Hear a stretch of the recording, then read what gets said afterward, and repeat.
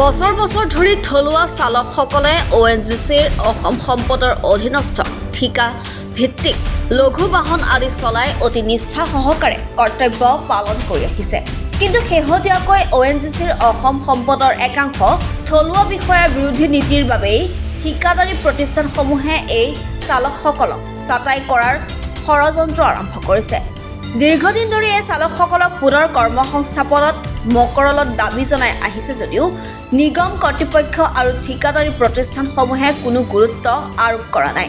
4 ডিচেম্বৰত শিৱসাগৰ জিলা শ্ৰম আয়ুক্ত নিগমৰ ঠিকাদাৰী প্ৰতিষ্ঠানৰ প্ৰতিনিধিৰ সৈতে মটৰ শ্ৰমিক সন্থা, মটৰ শ্ৰমিক ৱৰ্কাৰ্ছ ইউনিয়ন আৰু চালকসকলৰ মাজত অনুষ্ঠিত হোৱা আলোচনাত সংশ্লিষ্ট কৰ্তৃপক্ষই কোনো সঁহাৰি নজনালে, যাৰ বাবে আজি পুৱা 5 বজাৰ পৰা ONGCৰ অসম সম্পদৰ অধীনস্থ ঠিকাদাৰী চালকসকলৰ তিনিওটা সংগঠনে সমূহীয়াভাৱে অনিৰ্দিষ্ট কাললৈ কৰ্মবিৰতি পালন কৰিবলৈ বাধ্য হোৱা বুলি শ্ৰমিক চালকসকলে জানিব দিয়ে। আমাৰ ONGCক কিবা ক্ষতি কৰাৰ আমাৰ কোনো লক্ষ্য উদ্দেশ্য আমাৰ কোনো সতীৰ্থৰ নাই। আমি ইমান দিন আজি ONGCত ছাৰ্ভিচ দি আহিছোঁ, কোনোবাই হয়তো 6 বছৰ, কোনোবাই 20 বছৰ, কোনোবাই 25 বছৰ।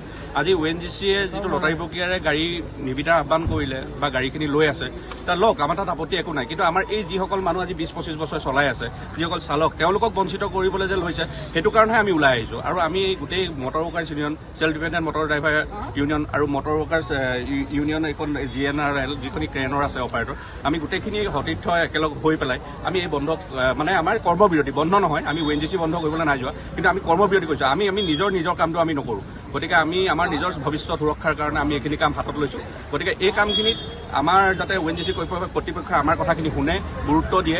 আৰু RLC আমাৰ যি শ্ৰম আয়ুক্তৰ ফালৰ পৰা, ডিব্ৰুগড়ৰ ফালৰ পৰা আমাৰ মানুহ আহিছিল, গতিকে তাত কালি মিটিঙত আমাৰ কিছু কথা আলোচনা হৈছে। তেওঁলোকেও কিছু আশ্বাস দিছে, কিন্তু আশ্বাসটো মুখেৰে নহয়, আশ্বাসটো আমাক কাগজে কলমে লাগে। গতিকে তাৰ কাৰণে দাবী জনাই আজি এই কাৰ্যসূচী আমি হাতত লৈছোঁ, কৰ্মবিৰতি কাৰ্যসূচী। আৰু এইটো অনাগত আমাক নিদিয়ালৈকে আমি অনাগত দিনত এইটো বৃদ্ধি হ'ব, সময়সীমা বৃদ্ধি হ'ব। মানে আজিৰ পৰা আপোনালোকে অনিৰ্দিষ্ট কাললৈ এনে 48 ঘণ্টা আমি কৈছিলোঁ, কিন্তু 48 ঘণ্টাতকৈ বেছি হ'ব পাৰে যদি আমাক নিদিয়ে, সঠিক উত্তৰ নিদিয়ে। ধন্যবাদ। মানে আমাৰ ONGCয়ে প্ৰায় লঘু যান বাহনৰ যি নিবিদা তেখেতলোকে লটাৰী প্ৰক্ৰিয়া কৰি অলৰেডি আদায় কৰিছে।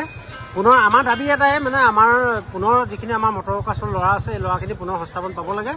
এই সংস্থাপনৰ ক্ষেত্ৰত যেতিয়ালৈকে ONGCয়ে আমাক লিখিতভাৱে আমাক যেতিয়ালৈকে নিদিয়ে, তেতিয়ালৈকে আমাৰ এই কৰ্মবিৰতিটো বৰ্তমান আমি 48 ঘণ্টা হাতত লৈছোঁ কাৰ্যসূচী।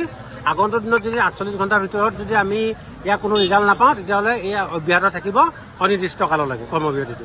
এয়াই আমাৰ দাবী, মূল দাবী। যিহেতু দেখা গ'ল আপাৰ আছাম যিয়ে লেবাৰ কমিশ্যনাৰৰ লগত আপোনালোকৰ কথা বতৰা দেখিলোঁ, তেখেতে কি ক'লে? আপাৰ আছাম লেবাৰ কমিশ্যনাৰে আমাৰ পক্ষে আছে, মৌখিকভাৱে আমাক কৈ থৈ গৈছে, কিন্তু তেখেতে লিখিতভাৱে আমাক এতিয়ালৈকে একো দিয়া নাই। নোপোৱালৈকে আমি কৰ্মবিৰতি চলি থাকিব।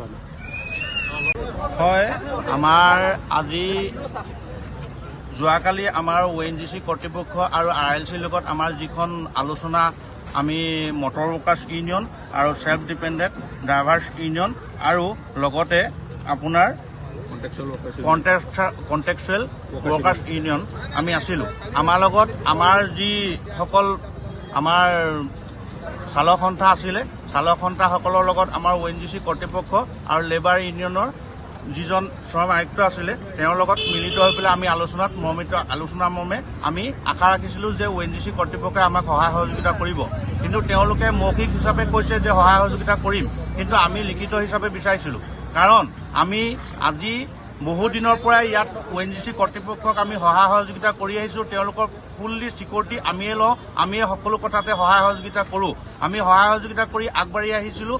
তেওঁলোকে আমাক সহায় সহযোগিতা কৰিব বুলি ভাবিছিলোঁ, কিন্তু তেওঁলোকে মৌখিক হিচাপে আমাক কথাখিনি ক'লে যে আমি সহায় কৰিম। কিন্তু মৌখিক হিচাপে সহায় কৰিম বুলি কোৱাৰ স্বত্বেও আমি মানি লোৱা নাই। এই কাৰণত মানি লোৱা নাই, MMৰ যিজন মুখ্য প্ৰবঞ্চক, তেওঁৱে সেই মিটিঙত নাই, ED মহোদয় নাই। তেনেহ'লে আমি কি কাৰণত, কি হিচাপত আমি মানি ল'ম যে এই কথাখিনি সত্য বুলি আমাক প্ৰমাণিত কৰি দিব পাৰিব ONGCয়ে? আমি সেইটো কাৰণে ONGC কৰ্তৃপক্ষক এটা কথা এই স্থলৰ পৰাই সকীয়ানি দিব বিচাৰিছোঁ যে ONGC কৰ্তৃপক্ষই আমাৰ লগত যেতিয়ালৈকে আলোচনাত মিলিত নহয়, তেতিয়ালৈকে আমি আজি 5 বজাৰ পৰা কৰ্মবিৰতি হাতত লৈছোঁ। এই অনুষ্ঠান, আমাৰ কৰ্মবিৰতি অনুষ্ঠানটো আমাৰ ONGC কৰ্তৃপক্ষই যেতিয়ালৈকে আমাৰ লগত আলোচনা নকৰে, তেতিয়ালৈকে আমি অনাগত দিনলৈকে আমি আগবঢ়াই গৈ থাকিম বুলি আপোনালোকৰ মুখৰ আগত প্ৰতিশ্ৰুতি দিলোঁ। আৰু এই সুযোগতে আপোনালোকৰ সাংবাদিক কৰ্মীসকলক আমাৰ তিনিওখন সংগঠনৰ তৰফৰ পৰা আন্তৰিক অভিনন্দন জ্ঞাপন যাচিছোঁ।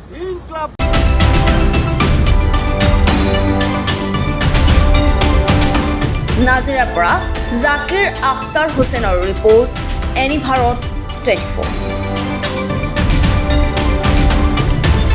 অভিনয় কৰাৰ হেঁপাহ আপুনিও পঢ়ি ৰাখিছে নেকি? আপোনাৰ অভিনয় কৰাৰ অভিজ্ঞতা নাই? কোনো কথা নাই। আপোনাৰ বাবে আহিছে সোণালী সুযোগ। 29 ছেপ্টেম্বৰত দিনৰ 9 বজাৰ পৰা নিশা 8 বজালৈ বলিউড তথা হলিউডৰ চিনেমাৰ বাবে অডিশ্যন হ'বলৈ গৈ আছে গুৱাহাটীৰ কাহিলীপাৰাস্থিত জ্যোতি চিত্ৰবনত। 5 বছৰ বয়সৰ পৰা 17 বছৰ ব্যক্তিয়ে কৰিব পাৰিব অংশগ্ৰহণ। পঞ্জীয়ন হ'ব বিনামূলীয়া। নিৰ্দিষ্ট ৱেবছাইটত কৰিব পাৰিব আবেদন।